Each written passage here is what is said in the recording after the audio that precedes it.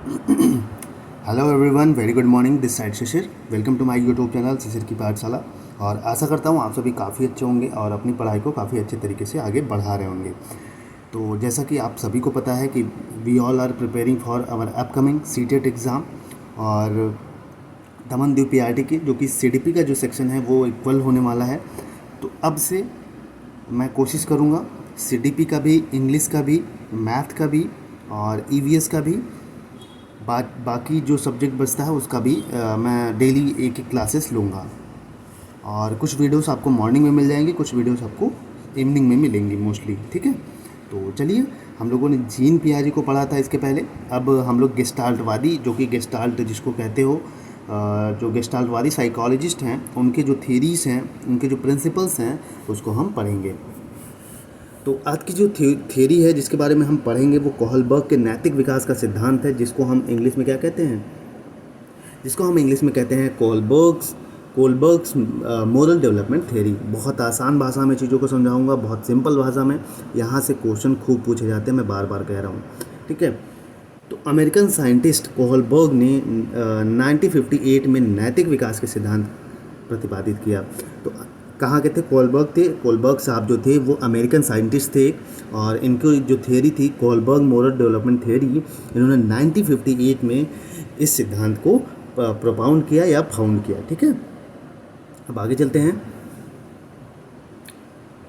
Kohlberg ने नैतिकता के विकास को सिद्ध करने के लिए नैतिकता को 11 कहानियाँ ली थी। तो देखिए, एक कॉन्सेप्ट था कि कोहलबर्ग जो साहब थे कि बच्चों का नैतिक विकास कैसे कैसे होता है, इसको साबित करने के लिए, इस प्रिंसिपल, इस थियरी को सिद्ध करने के लिए जो नैतिकता की जो थी, इन्होंने 11 कहानियाँ ली थी, 11 स्टोरीज ली थी। ठीक है, कोहलबर्ग इन्हीं कहानियों को सुनकर बच्चों की नैतिकता स्तर को मापते थे। तो कोहलबर्ग करते क्या थे भाई कि ये जो कहानियाँ थी 11, इन्हीं कहानियों को सुनते थे और इन्हीं कहानियों से वो जांचते थे, वो परखते थे, वो चेक करते थे कि बच्चों का जो नैतिकता लेवल है, नैतिकता स्तर है, वो मेज़र करते थे कि कितना बच्चों में इंक्रीज़ हो रहा है, कितना डिक्रीज़ हो रहा है। ठीक है, यहाँ तक समझ में आया?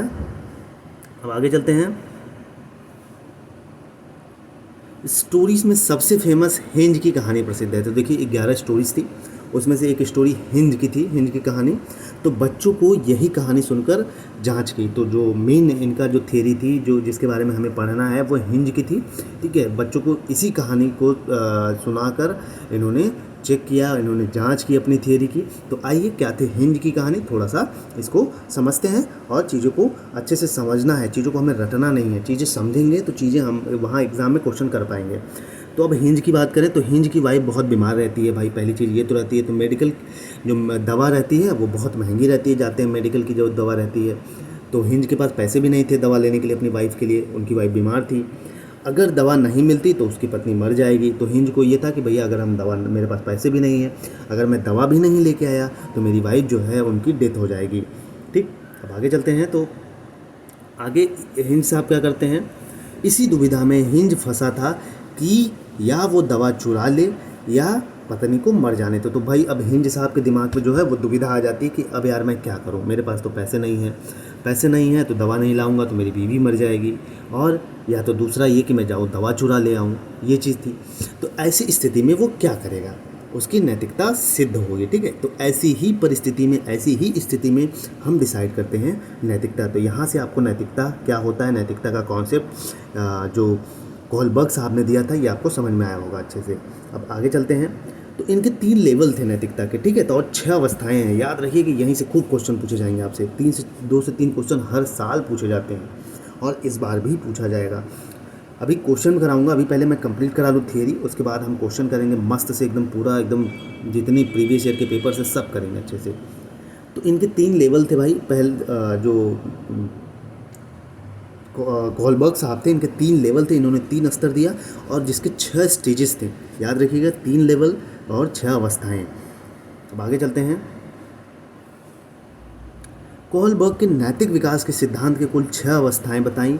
इन अवस्थाओं को 3 स्तरों में बांटा। तो इन्होंने देखिए टोटल 6 स्टेजेस दिए और जो 6 स्टेजेस थे इसको 3 लेवल्स में बांटा। ठीक है, 3 स्तरों में बांटा।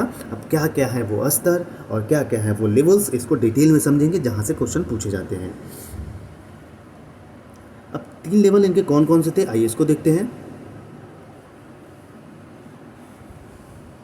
तो कोहलबर्ग साहब के 3 लेवल थे। पहला लेवल था प्री कन्वेंशनल, ठीक है, प्री कन्वेंशनल स्टेज जिसको हम कहते हैं पूर्व पारंपरिक अवस्था। दूसरा है कन्वेंशनल स्टेज जिसको हम कहते हैं परंपरागत अवस्था। और तीसरा है पोस्ट कन्वेंशनल स्टेज जिसको हम कहते हैं उत्तर पारंपरिक अवस्था। याद रखिएगा, कोहलबर्ग साहब के 3 अवस्थाएं कौन कौन सी। पहला है प्री कन्वेंशनल जिसको हम पूर्व पारंपरिक अवस्था बोलते हैं। दूसरा है कन्वेंशनल जिसको हम परंपरागत अवस्था बोलते हैं। और तीसरा है पोस्ट कन्वेंशनल जिसको हम कहते हैं उत्तर पारंपरिक अवस्था। अब आइए इंडिविजुअली चीज़ों को पढ़ते हैं।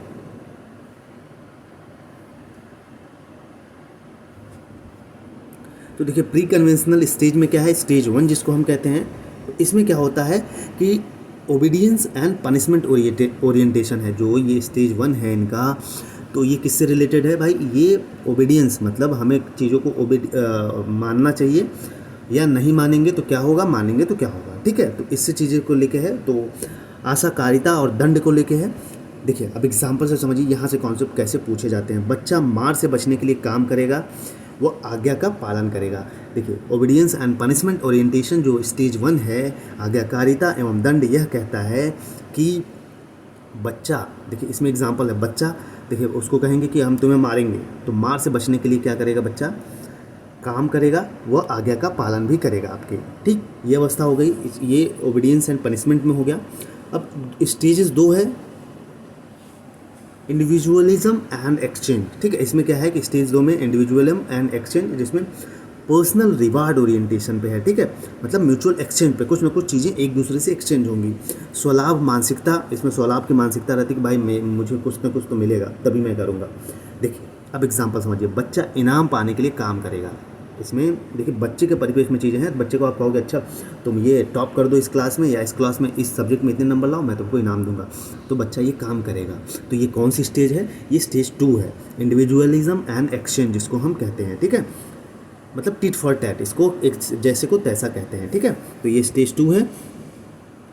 जो बच्चे के साथ जैसा व्यवहार करेगा बच्चा भी वैसा ही व्यवहार करेगा। तो इस स्थिति में बच्चा क्या करता है कि आप जैसा उसके साथ व्यवहार करोगे वैसा वो भी करेगा, ठीक है। कहोगे तो इनाम दूंगा तो वो पढ़ेगा, नहीं कहोगे तो नहीं करेगा। इस सिंपल सी चीज़ों को समझिए। यहाँ से क्वेश्चन रीजनिंग वे में चीज़ों को तर्क करके पूछा जाता है, घुमा फिरा के आप नहीं समझ पाते। जो कॉन्सेप्ट को समझ लेगा वो कर ले जाएगा।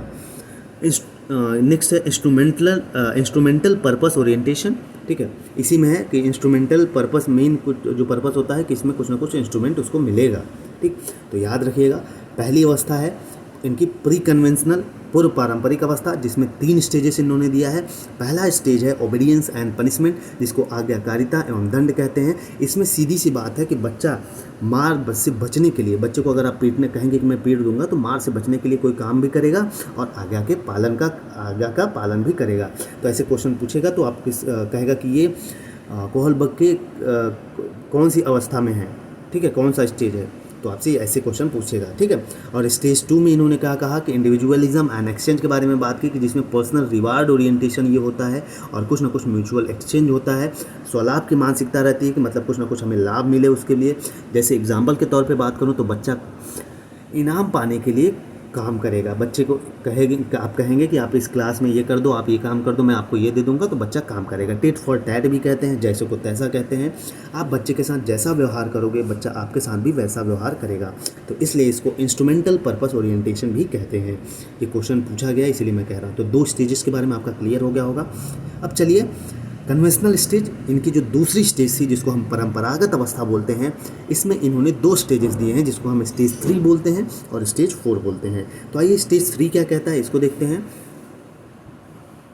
इसको इंटरपर्सनल रिलेशनशिप बोलते हैं, मतलब गुड बॉय और गुड गर्ल बोलते हैं। याद रखिएगा स्टेज 3 में क्या है, इसको हम इंटरपर्सनल रिलेशंस बोलते हैं, मतलब इसमें अच्छा लड़का और अच्छा लड़की का सिद्धांत भी कहते हैं। तो अंतर्वैयक्तिक सौहार्द व अनुसारिता, सीधी सी बात समझिए इस कॉन्सेप्ट को। स्टेज 3 ये कहता है इसमें बालक समाज से प्रशंसा चाहता है, अच्छा लड़की या अच्छा लड़का, ठीक है। इसमें बच्चा क्या चाहता है, बालक सब इतना मैच्योर हो जाता है, वो चाहता है अच्छा लड़का बने, समाज में अच्छा लड़की बने, अच्छा काम करे वो, ताकि समाज उसको समझे कि अच्छा लड़का है, ये अच्छे काम करता है, ठीक है। तो अच्छा लड़का अच्छा लड़की का सिद्धांत यही कहता है कि इसमें जो बालक है वो समाज में अपनी प्रेज चाहता है, अपनी प्रशंसा चाहता है कि हम अच्छे कर्मों के नाम से जाने जाए, ना कि बुरे कर्मों से। ठीक है, चाहे वो लड़का हो चाहे लड़की हो। अब आगे चलते हैं स्टेज 4 में। बहुत सिंपल वे में चीज़ों को इधर उधर घूमेंगे तो कंफ्यूज हो जाएंगे आप। ठीक, इसी को मैं चाहूँ तो बहुत एलेबोरेट करूँ, लेकिन कॉन्सेप्ट ही समझना है हमको, ताकि हमें केवल क्वेश्चन करना है, एग्जाम क्रैक करना है। अब है चौथा है maintaining the social order, law and order. ठीक है, इसमें लॉ एंड ऑर्डर आ जाएगा। मेंटेनिंग द सोशल ऑर्डर मतलब सत्ता एवं सामाजिक व्यवस्था का अनुपालन।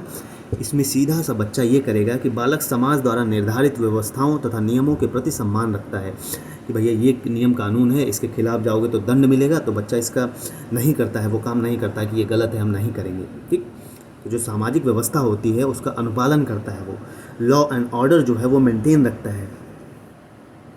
ये हो गई हमारी स्टेज 4। ठीक है, यहाँ तक समझ में आ गया। लॉ एंड ऑर्डर चौथा स्टेज है। पांचवा स्टेज के बारे में पढ़ते हैं, जिसको हम कहते हैं social contracts and individual rights, जिसको हम सामाजिक संविदा बोलते हैं हिंदी में कहें तो।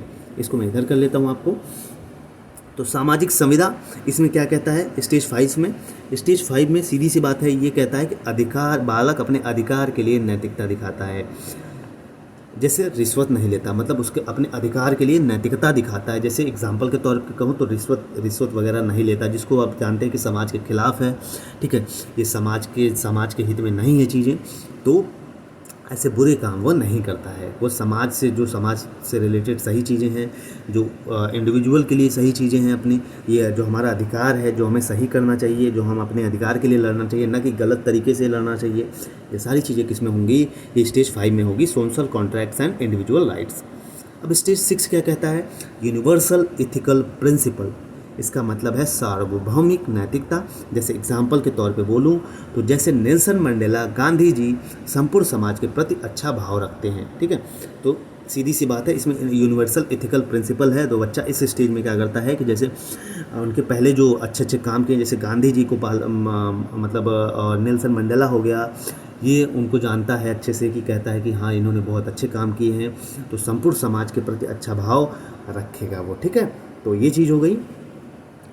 तो आशा करता हूँ आपको कोहलबर्ग की थ्योरी बहुत सिंपल वे में चीज़ों को समझाने की कोशिश की है। आपके जो कॉन्सेप्ट हैं वो और क्लियर हो जाएंगे जब मैं क्वेश्चन कराऊंगा। ठीक है, तो अभी थ्योरी को समझिए, और थ्योरी उतना ही पढ़िए जहाँ से क्वेश्चन पूछे जाते हैं। ठीक है, आजकल एग्ज़ाम को क्रैक करने के लिए सबसे ज़्यादा ज़रूरी है कि क्या पढ़ना है क्या नहीं पढ़ना है। इसके बीच में जो डिफ्रेंशिएट कर लेता है वही एग्ज़ाम क्रैक कर लेता है। अब सब पढ़ते रहिए, कोई मतलब नहीं है। ठीक, बाकी ऑल द बेस्ट, पढ़ते रहिए। कैसा लगा वीडियो? लाइक शेयर सब्सक्राइब जरूर कर दीजिए, अपने दोस्तों तक, अपने फ्रेंड्स तक पहुंचा दीजिए। बाकी इस ऐसे नोट्स को पाने के लिए हिंदी इंग्लिश मीडियम दोनों में अवेलेबल हैं CDP के। तो आप 8853954496 पर मैसेज करके ले सकते हो। ये नोट्स सीटेट के कंप्लीट नोट्स अवेलेबल हैं हिंदी और इंग्लिश दोनों मीडियम में। बाकी ऑल द बेस्ट, जय हिंद जय भारत।